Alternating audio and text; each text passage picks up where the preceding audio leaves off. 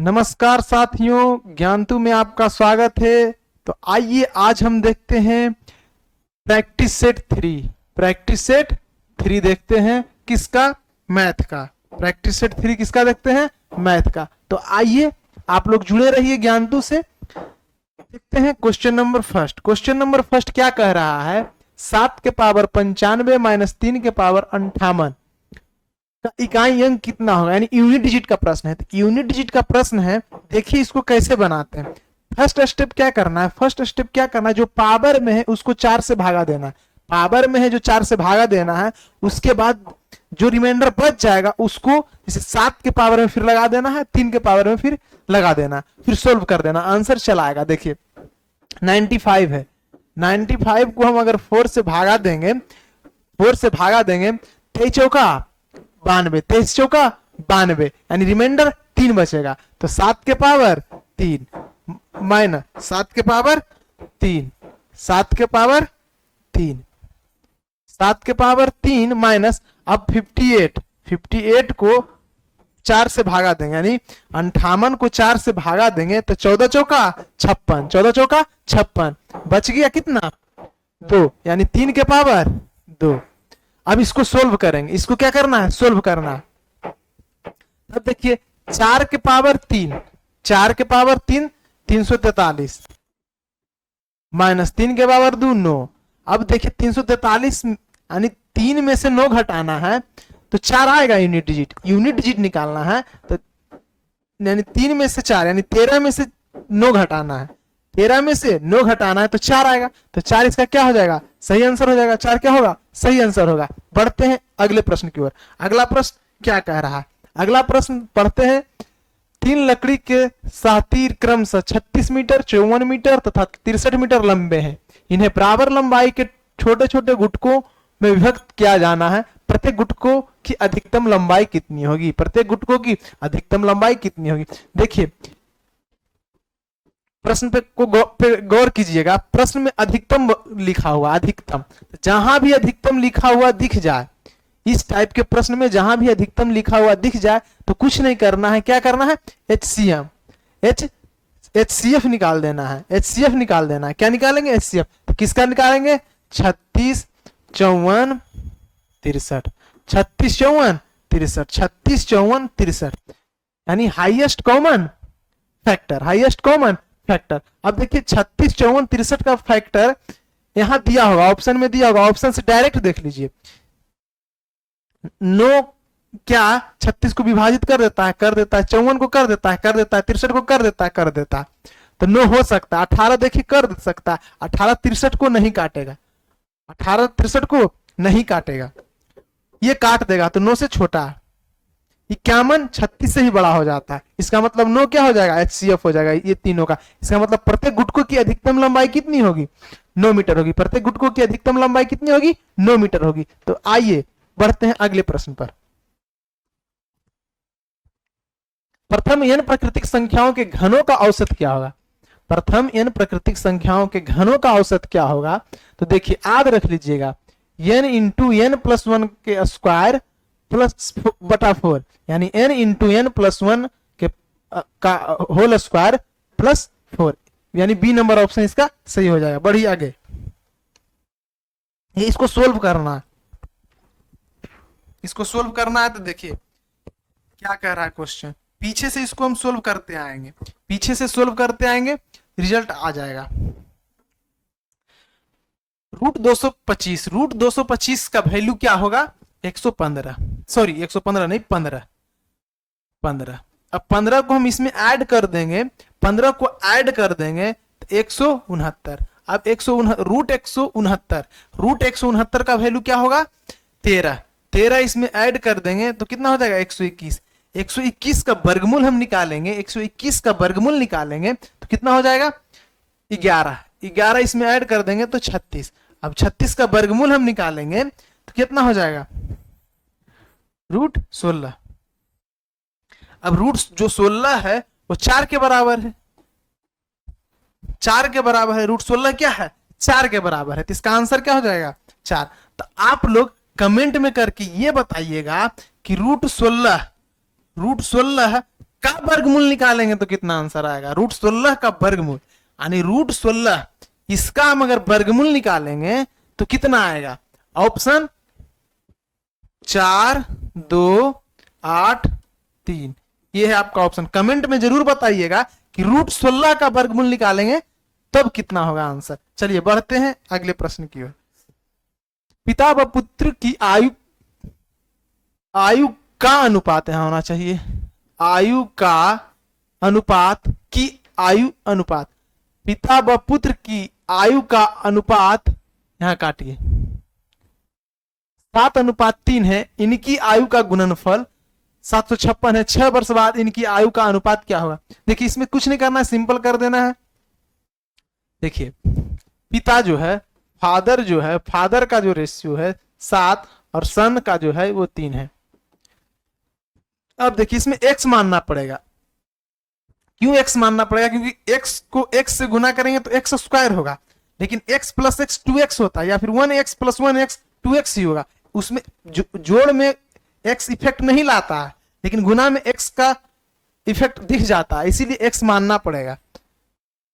इसी का जो गुणनफल दिया हुआ है क्वेश्चन में 756 है, यानी सदिया 21x² का जो वैल्यू दिया हुआ है 756 है, 756 है। तो 21 से भागा दीजिए 756 में, 21 तिया 63, 21 तिया 63, बच जाएगा 126, 21 छक 126, यानी 36 बार में काट देगा। x का x² बराबर 36, तो x बराबर 6, x बराबर 6। अब देखिए कर रहा है 6 वर्ष बाद इनकी आयु का अनुपात।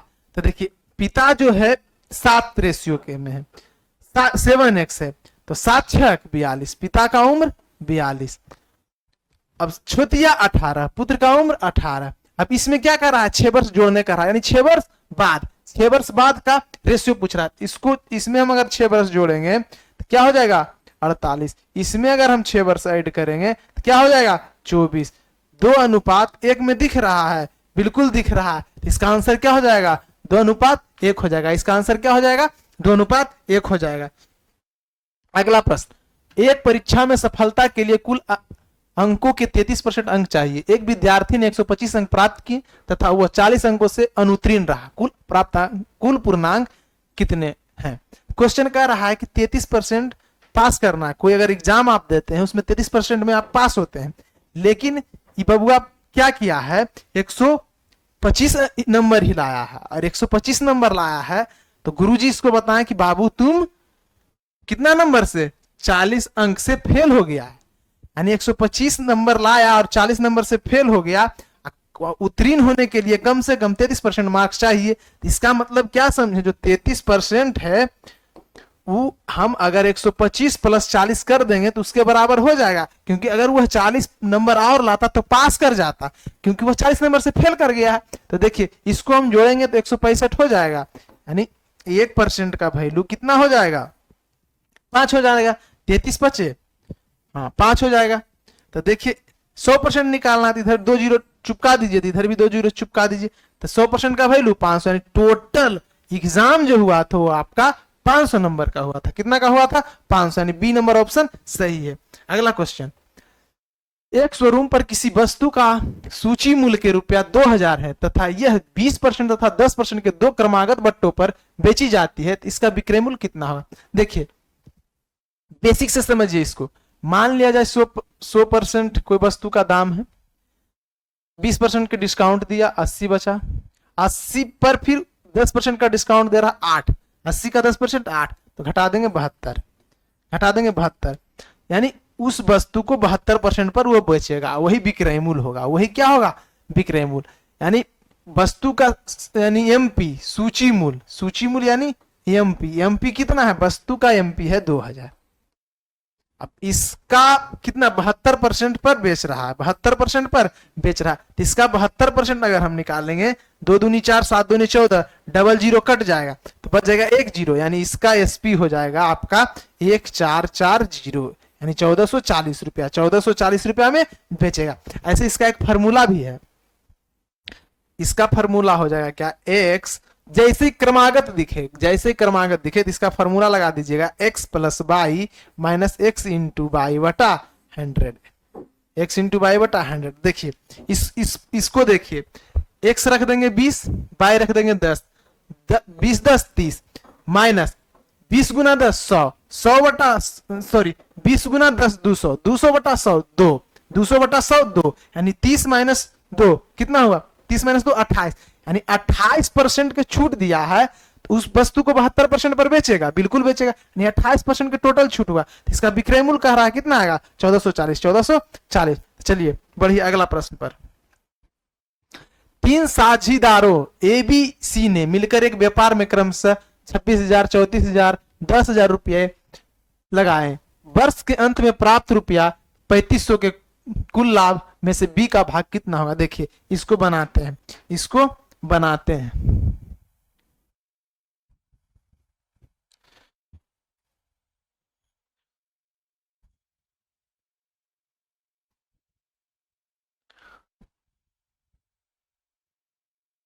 देखिए पहले पार्टनर से समझिए। 3 व्यक्ति है, तीनों व्यक्ति जो है कुछ कुछ पैसा लगा रहा है, 1 वर्ष के लिए लगा रहा है। तो जो लाभ उसको मिलेगा कितना मिलेगा, तो पहले समझिए लाभ कैसे निकालना। लाभ बराबर क्या होता है, लाभ बराबर जो होता है वो हो जाएगा आपका पूंजी गुने समय, यानी जो जितना पूंजी लगाएगा, जितना समय के लिए लगाएगा, अगर उसको हम गुना कर देंगे तो आपका लाभ आ जाएगा। तब देखिए इसको रेशियो से बनाते हैं, यानी समझिए जो पैसा जितना रेशियो में लगाएगा और जितना टाइम के लिए लगाएगा जो रेशियो में, उसको हम गुना कर देंगे तो आपका लाभ का रेशियो आ जाएगा। तो चलिए इस क्वेश्चन को बनाते हैं। देखिए डायरेक्ट देखिए, हाँ पहले 3 जीरो यहां काटिए, 3 जीरो यहां काटिए, 3 जीरो यहां काटिए, तो ये बच जाएगा कितना 26 34 10। ये आपका क्या हुआ पूंजी, ये आपका क्या हुआ पूंजी। अब टाइम कितना कर रहा है, समय पूंजी को काट लीजिए 13 17 5। अब देखिए समय कितना कर रहा है, 1 वर्ष, 1 वर्ष यानी 12 महीना, 12 से गुना कर दीजिए। क्या करना है, 12 से गुना करना है। तो इसको जो हम अब देखिए पूंजी गुना समय करेंगे तो क्या निकल के आएगा, लाभ। पूंजी गुना समय करेंगे तो क्या निकल के आएगा, लाभ। तो डायरेक्ट लाभ में भी रेशियो निकाल दीजिए। तो इसको 12 काट दीजिए, यह 12 काट दीजिए, 12 काट दीजिए, तो 13:17:5। तो क्या समझे कि जब समय बराबर हो तो जो पूंजी का अनुपात होता है वही लाभ का अनुपात हो जाएगा, जो पूंजी का अनुपात है वही लाभ का अनुपात हो जाएगा आपका। तो आइए आगे देखते हैं। ये हुआ 13:17:5, यही लाभ का अनुपात है, लेकिन टोटल लाभ कितना दिया हुआ है, टोटल लाभ आपका 3500 दिया हुआ है। तो जोड़िए यहाँ 13:17:5, 13:17 30 5 35, यानी 35 यूनिट का वैल्यू आपको 3500 दिया गया है। 35 यूनिट का वैल्यू आपको 3500 दिया गया है। तो बोल रहा है बी का भाग, यानी 1 यूनिट का वैल्यू 100 दिया हुआ है। तो बी कितना अनुपात, बी का लाभ का रेशियो क्या है 17, बी का लाभ का रेशियो क्या है 17, बी को कितना पैसा लाभ होगा 1700, बी को कितना होगा 1700, यानी 17 गुने 100 कर देंगे, आंसर आ जाएगा। आइए अगला क्वेश्चन देखते हैं। अगला क्वेश्चन है समय और कार्य। ए अकेले एक कार्य को 10 दिनों में समाप्त कर सकता है, जबकि बी अकेले इसे 15 दिनों में समाप्त कर सकता है। यदि वे एक दिन छोड़कर एक दिन बारी बारी से काम करें तथा ए आरंभ करे तो कार्य समाप्त होने में कितने दिन लगेंगे, तो देखिए आइए बनाते हैं। मानिए ए 10 दिन में कर रहा है, बी 15 दिन में कर रहा है। एलसीएम ले लेंगे, 30 10 तिहाई 30, 15 दूनी 30। ये हो गया आपका टाइम, ये हो गया इफिशियंसी, ये हो गया वर्क। ठीक, अब देखिए अगला स्टेटमेंट करा हुआ, एक दिन छोड़कर एक दिन काम करते हैं, यानी अगर पहले ए आएगा तो बाद में बी आएगा, अगर पहले बी आएगा तो अगला दिन ए आएगा। लेकिन क्वेश्चन कह रहा है ए आरंभ करे, यानी ए इस प्रश्न में पहले कह रहा है कि ए से काम करवाइए। तो पहला दिन कौन आएगा, पहला दिन ए आएगा जो कितना काम करेगा 3 काम करेगा। दूसरा दिन कौन आएगा? बी आएगा, जो कितना काम करेगा? 2 काम करेगा। यानी टोटल 2 दिन, यानी 2 दिन में कितना काम हो रहा है? 5 काम। काम हमको करवाना कितना है? 30। काम करवाना कितना है? 30। तो 5 काम को हम 6 से गुना कर देंगे तो 30 काम पूरा देगा ही। उसी प्रकार 2 को हम अगर 6 से गुना कर देंगे तो 12 दिन आ जाएगा। तो 12 दिन में इस कार्य को पूरा हो जाएगा। 12 दिन में इस कार्य क्या हो जाएगा? पूरा हो जाएगा। कितना समय लगेगा? 12 दिन लगेगा। 12 दिन समय लगेगा। तो चलिए बढ़ते हैं अगले प्रश्न पर। अगला प्रश्न क्या कहता है? 10 नंबर क्वेश्चन है। 10 नंबर क्वेश्चन कह रहा है 132 किलोमीटर प्रति घंटे की चाल से जा रही 110 मीटर लंबी रेलगाड़ी 165 मीटर लंबे प्लेटफॉर्म को पार करने में कितना समय लेगी? देखिए ट्रेन का क्वेश्चन है ये। अब तब समझिए, मान लीजिए ट्रेन जा रहा है, ठीक। तो ट्रेन, थोड़ा सा कॉन्सेप्ट समझिएगा। अगर ट्रेन कोई पोल, कोई ब्रिज को पार करता है तो वह अपनी दूरी पार करता है, लेकिन कोई ट्रेन प्लेटफॉर्म को पार करेगा तो अपनी लंबाई प्लस ट्रेन की अपनी लंबाई प्लस प्लेटफॉर्म की लंबाई दोनों पार करेगा। वही इस प्रश्न में कर रहा है। तो इस प्रश्न को सोल्व कीजिए। समय कितना लगेगा? तो समय बराबर क्या होता है? समय बराबर आपका हो जाएगा दूरी बटा चाल। दूरी बटा चाल। तो दूरी कितना है दोस्तों? दूरी दोनों को जोड़ देंगे, क्योंकि ट्रेन अपनी लंबाई को पार करेगा, साथ साथ प्लेटफॉर्म की लंबाई को पार करेगा। तो दूरी आप जोड़िएगा, 165 प्लस 110, 5, 6 1 7, 6 1 7, 1 1 2 बटा।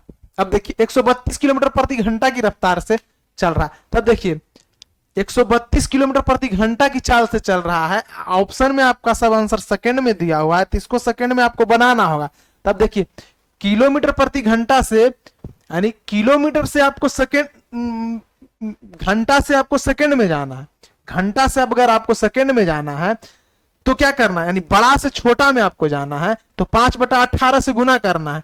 लेकिन अगर छोटा से आपको बड़ा में जाना है, यानी सेकंड से आपको घंटा में जाना है, तो 18/5 से गुना करना होगा। इस बात को समझे? तो यही अप्लाई करना है। यानी 132, अब देखिए घंटा से सेकंड में जाना है, घंटा से सेकंड में जाना है तो 5/18 से गुना, तो नीचे गुना रहेगा, वो उलट के ऊपर चल जाएगा, तो यहां बच जाएगा क्या? 18। अब इसको काटम पीटी कीजिए, आंसर चला आया। देखिए 2 1 3, 5 2 7, यानी 11 से कट जाएगा। देखिए 11 गुने 12 132, ठीक। 11 दूनी 22, 11 पचे 55, यानी 11 दूनी 22, 11 पचे 55, 25 बार में ये कट जाएगा, ठीक है। आगे देखिए 5 गुना 5, 5 गुना 5, दूनी 12, छोतिया 18, यानी 15/2, 15/2 सेकेंड, 15/2 सेकेंड, 15/2 सेकेंड ऑप्शन में है।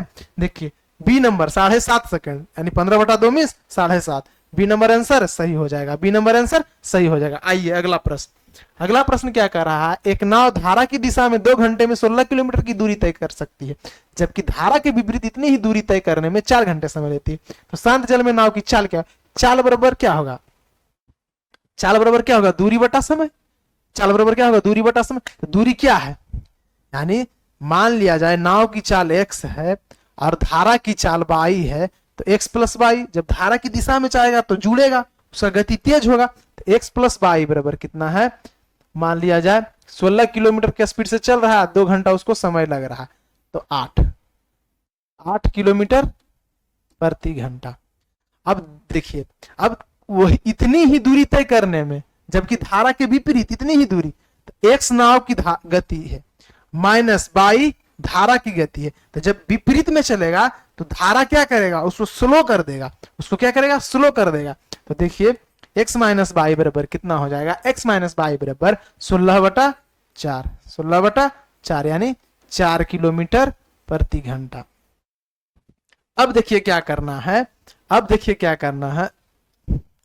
x प्लस वाई बराबर 8, x माइनस वाई बराबर 4। तो क्या कर रहा है? नाव की चाल ज्ञात करें। तो नाव की चाल ज्ञात कर रहे हैं, तो यानी देखिए यहां आइए, x प्लस वाई बराबर 8, x माइनस वाई बराबर 6। तो देखिए 4, सॉरी, x माइनस वाई बराबर 4, x माइनस वाई बराबर 4।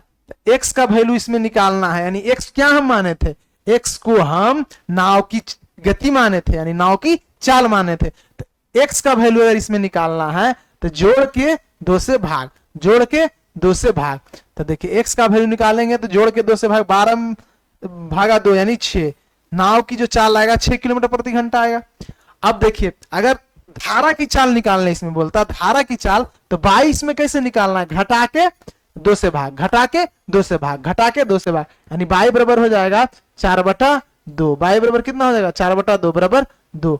यानी धारा की जो चाल है 2 किलोमीटर प्रति घंटा, धारा की चाल कितना है, 2 किलोमीटर प्रति घंटा। तो क्वेश्चन में क्या पूछ रहा है, नाव की चाल, क्वेश्चन में क्या पूछ रहा है, नाव की चाल। तो नाव की चाल कितना हो जाएगा, 6 किलोमीटर प्रति घंटा, 6 किलोमीटर प्रति घंटा। यही चीजवा बुकबा किताबा में की लिखल रहेगा कि नाव की चाल निकालना है, नाव की चाल निकालना है, तो विपरीत जो जा रहा है और साथ में जो जा रहा है उसको जोड़ के 2 से भागा दे देंगे तो वही क्या निकल के चला आएगा, नाव की चाल निकल के आएगा। वही बतिया यहीं से चुराया है, यहीं से लिया है। चलिए आगे बढ़ते हैं। 12, 85 के मिश्रण में दूध और पानी का अनुपात 27:7 है, इनमें कितना पानी और मिलाया जाए कि ये अनुपात 3:1 हो जाए। देखिए रेशियो का क्वेश्चन है, इसको बनाते हैं। 85 के मिश्रण में दूध और पानी का अनुपात 27:7 है, यानी मिल्क और वाटर का जो रेशियो है 27:7 है, 27:7 है। अब कर इसमें कितना पानी मिलाया जाए कि यह अनुपात 3:1 हो जाए, 3:1 हो जाए। अब देखिए समझिए,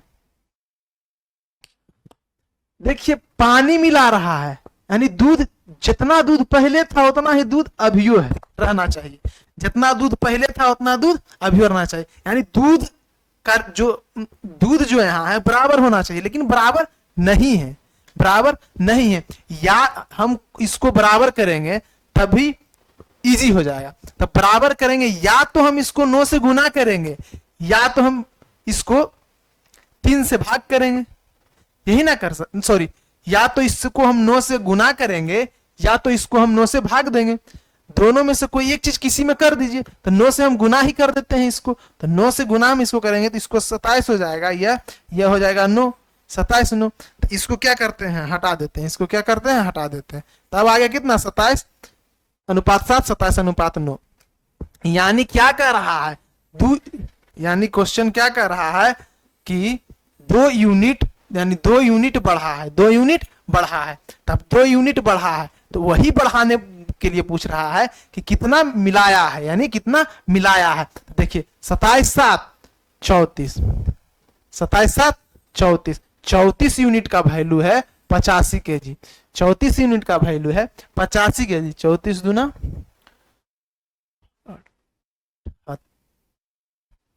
78, 78 और 17।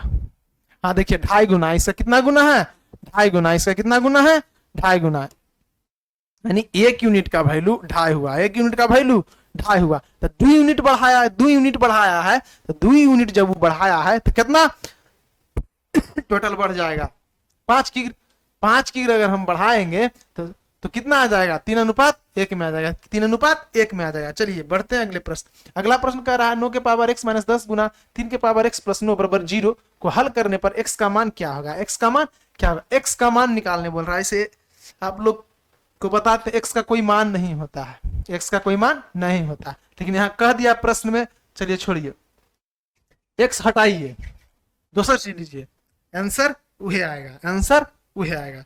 चलिए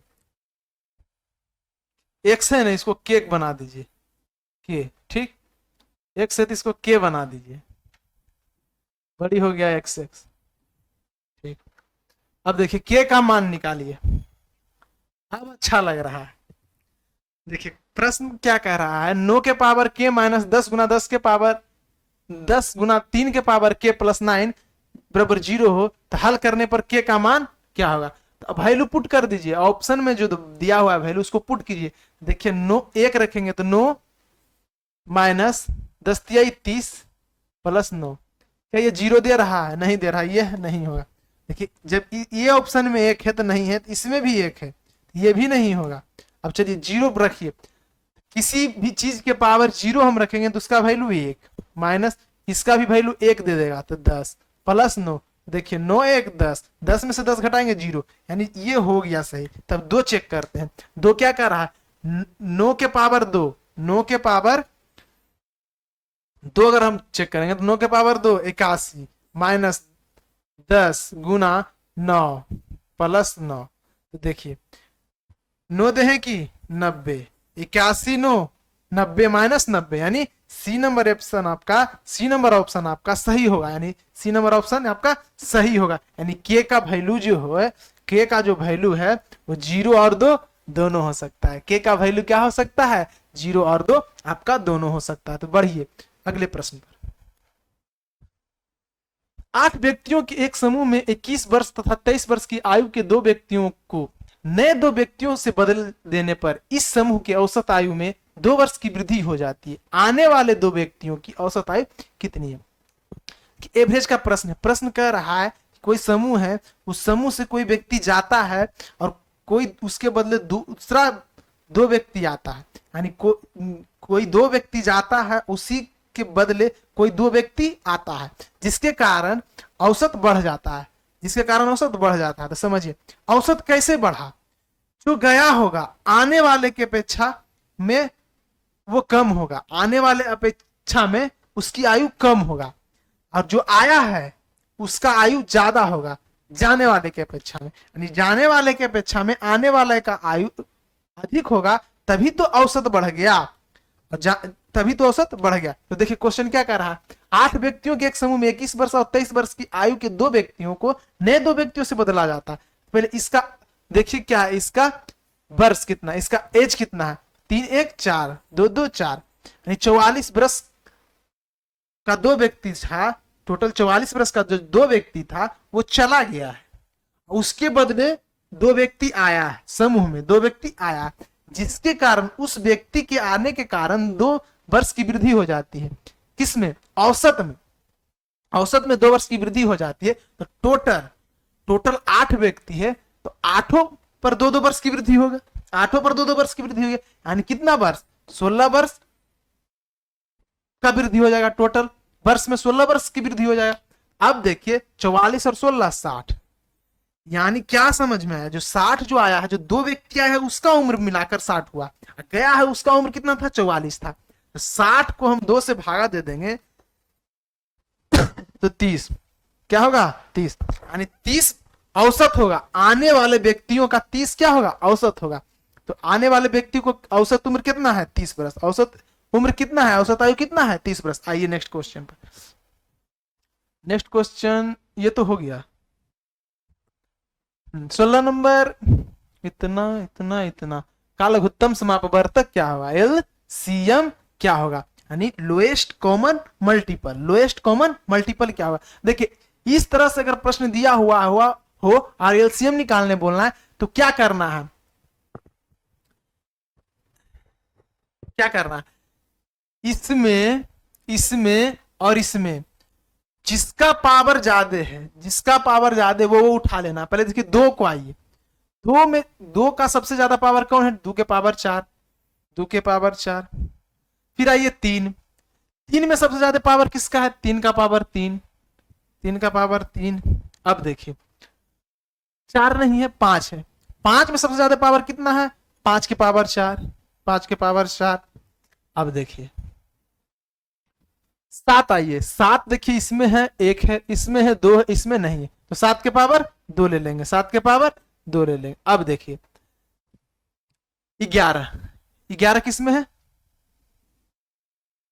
हाँ 11 इसमें है, यहाँ है 11 का पावर कितना है, 1, तो 11 ले लेंगे। अब देखिए जो ऑप्शन में ये दिख जाएगा वही ऑप्शन आपका सही हो जाएगा, यानी इसका क्या हो जाएगा, एलसीएम हो जाएगा, इसका क्या हो जाएगा, एलसीएम हो जाएगा, इसका क्या होगा, एलसीएम हो जाएगा। तो देखिए कौन सा ऑप्शन है, ऑप्शन नंबर सी में आपको यह दिख रहा होगा, ऑप्शन नंबर सी में आपको यह दिख रहा होगा। तो लघुत्तम निकालना है, जब ऐसा प्रश्न रहे और लघुत्तम निकालना है तो क्या करना, जिसका घात ज्यादा रहेगा उसको उठाने जाना है, वही हो जाएगा आपका आंसर। आगे बढ़िए, अगला प्रश्न क्या कह रहा है, किसी संख्या को 6 से भाग देने पर शेषफल 3 प्राप्त होता है, इसी संख्या के वर्ग को 6 से भाग देने पर शेषफल क्या होगा? कुछ नहीं करना है, कुछ नहीं करना है।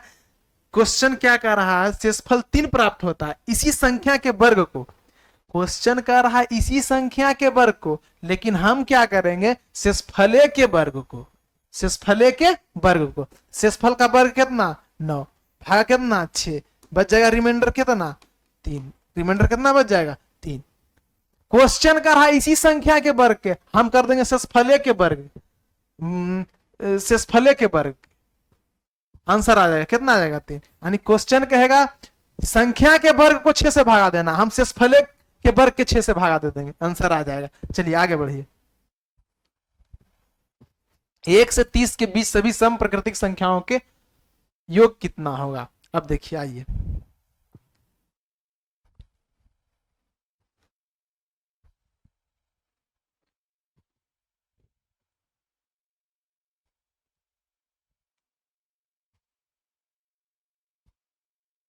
क्या कह रहा? कह रहा 1 से 30 के बीच सभी सम प्राकृतिक संख्याओं का योग कितना होगा? देखिए 1 से 30 सभी सम, तो पहला सम हो जाएगा 2, दूसरा सम हो जाएगा 4, तीसरा सम हो जाएगा 6, चौथा सम हो जाएगा 8, ऐसे बढ़ते रहेगा कहां तक? 30 तक। यानी 1 से 31 तक लेकर यही सम संख्या होगा। तब देखिए एक चीज करते हैं, 2 बाहर खींच लेते हैं, यानी 2 कॉमन ले लेते हैं। 2 अगर हम कॉमन ले लेते हैं तो बच जाएगा कितना? 1 + 2 + 3 + 4 + dot dot dot dot plus 15। अब क्या कर रहा? अब देखिए आपको पता होगा n प्राकृतिक संख्याओं का योग कितना होता है? n प्राकृतिक संख्याओं का योग होता है n × n + 1/2, n × n + 1/2। बस n बराबर इसी को पुट कर देना, n बराबर क्या हो जाएगा? 15। तो यहां देखिए 2 × 15 × 15 × 1 = 16/2, 15 × 1 = 16/2। देखिए 2 से 2 काट दीजिए, देखिए 15 × 6 = 90, 15 × 6 = 90, 15 × 1 = 15, 15 × 6 = 90, 15 9 9 5 14, यानी 240, यानी 240। 15 × 16 करेंगे 240 आ जाएगा। वैसे भी 5 × 6 करेंगे तो 0 आएगा, यूनिट डिजिट, यूनिट डिजिट 0 एक ही ऑप्शन का है, सी नंबर ऑप्शन आंसर सही होगा। आइए बढ़ते हैं नेक्स्ट प्रश्न पर। नेक्स्ट प्रश्न क्या करा? यदि a के पावर 3 + 2 के पावर 3 + 4 के पावर 3 + 5 के पावर 3 बराबर 225 है। कितना है? 225 है। तो 2 के पावर 3 + 4 के पावर 3 + 6 के पावर 3 + 8 के पावर 3 + 10 के पावर 3 बराबर क्या होगा? तो देखिए ये प्रश्न क्या कह रहा है, प्रश्न कह क्या रहा है, देखते हैं प्रश्न क्या कह रहा है।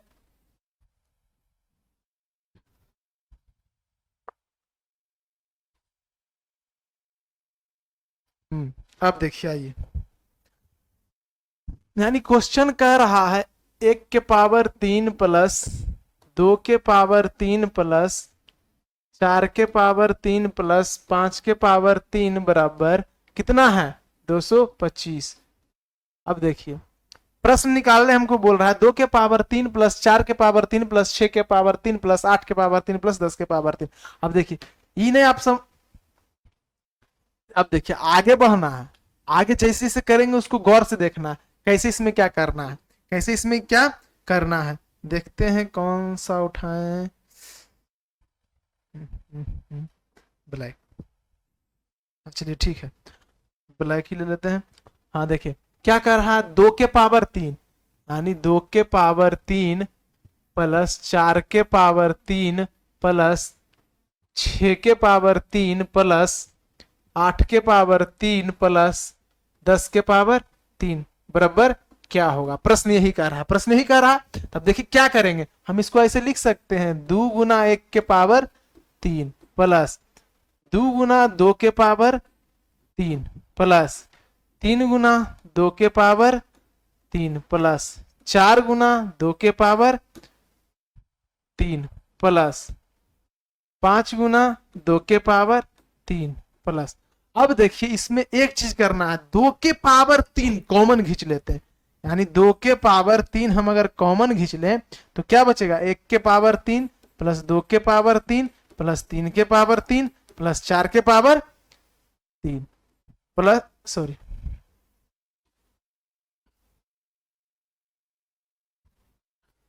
4 के पावर 3 प्लस 5 के पावर 3, 2 के पावर 3 कॉमन लेने पर, 2 के पावर 3 कॉमन लेने पर। अब देखिए 2 के पावर 3 कॉमन ले लिए, 2 के पावर 3 कॉमन ले लिए, तो यहाँ कितना बचे, 2 के पावर 3 कॉमन ले लिए। देखिए ये जो वैल्यू है, ये जो वैल्यू है, इसका वैल्यू ये रहा, 1 के क्यूब प्लस 2 के पावर 3 प्लस 3 के पावर 3 प्लस 4 के पावर 3 प्लस 5 के पावर 3, जो इसका जो वैल्यू है वो 200 कितना है, 25 है।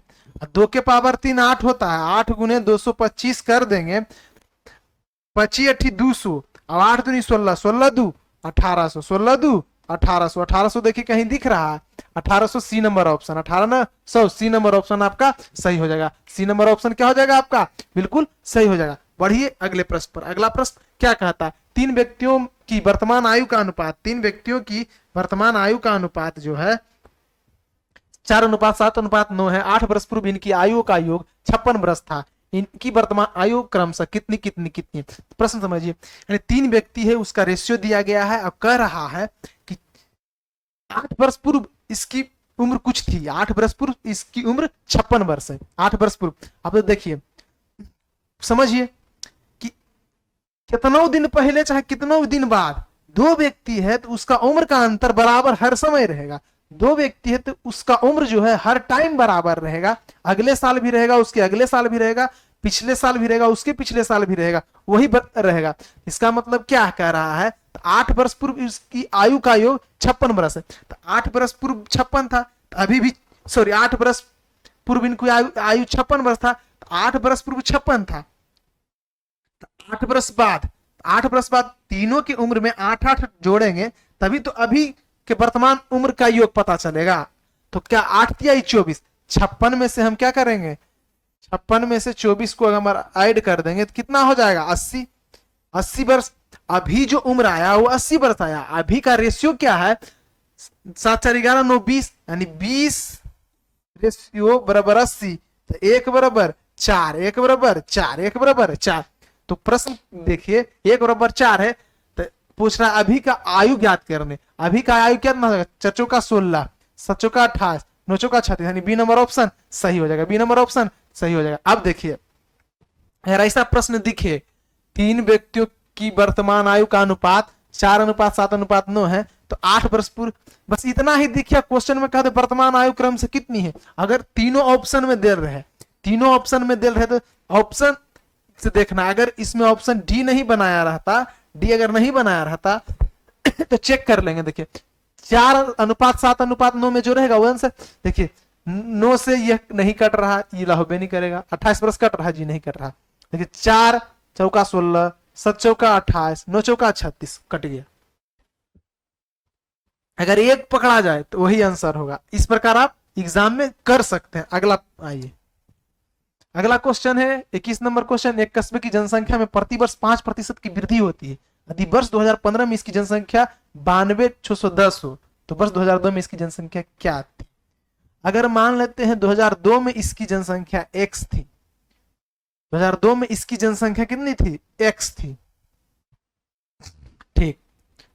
एक कस्बे की जनसंख्या में प्रतिवर्ष 5% की वृद्धि होती है। यदि वर्ष 2005 में इसकी जनसंख्या 92,610 हो तो वर्ष 2002 में इसकी जनसंख्या क्या थी। 2002 में इसकी जनसंख्या क्या थी, तो हाँ देखिए, आइए मान लीजिए वर्ष 2002 में इसकी जनसंख्या x थी। कितना थी, x। तो क्वेश्चन का रहा है कि 2002 में इसकी x और 2005 में दिया हुआ कितना, 92,610, 92,610। तो आइए इसको कैसे सोल्व करते हैं जो देखते हैं। x था, अब देखिए 5% वृद्धि करते करते 2005 तक गया, 5% की वृद्धि करते करते 2005 तक गया, यानी 3 बार 5%, 5%, 5%, यानी 5% का वैल्यू आपका हो जाएगा 1/20। 5% का फ्रैक्शन वैल्यू आपका होगा 1/20, यानी x था तो 21/20 गुणा 21/20 गुणा 21/20, 21/20 गुणा 21/20 गुणा 21/20, यानी क्या हुआ, 2002 में कोई जनसंख्या थी, 5% बढ़ गया, फिर 5% बढ़ गया, फिर 5% बढ़ गया, जो आपका 92610, 92610। तो अब देखिए इसको कैसे बनाना, 21 गुना 21, देखिए x जो है यानी 21/20, 21/20, 21/20, यानी 5% बढ़ा, 5% बढ़ा, 5%, यानी 3 साल बढ़ा तब इतना होगा। तो देखिए 21 गुना 21 गुना 21, यानी 21 का जो क्यू है, 21 का जो आपका है 21 गुना 21 गुना 21, यानी 21 का क्यू जो है 9261, 9261, यानी x बराबर हो जाएगा, एक जीरो बचा, 20 गुना 20 गुना 20, तो कितना हो जाएगा 8, 1 2 3, 1 2 3, एक जीरो यहाँ यहाँ, यानी इसको इधर ले जाएंगे तो 8000, कितना हो जाएगा 8000, यानी 2002 में इसकी जनसंख्या 8000 थी। 2002 में इसकी जनसंख्या कितनी थी, 8000 थी। फिर प्रश्न को फिर से समझिए, यानी प्रश्न कह रहा है 2002 में x बरस थी, 5% बढ़ा, 5% बढ़ा, 5% बढ़ा, इसको सोल्व किए 8000 आ गया। 2002 में कितना जनसंख्या था, 2002 में 8000 जनसंख्या था। बस क्वेश्चन आज का समाप्त हुआ, यहीं तक क्वेश्चन था। तो कमेंट में करके बताइएगा कैसा लगा आज का सॉल्यूशन, पसंद आया तो शेयर कीजिएगा। धन्यवाद।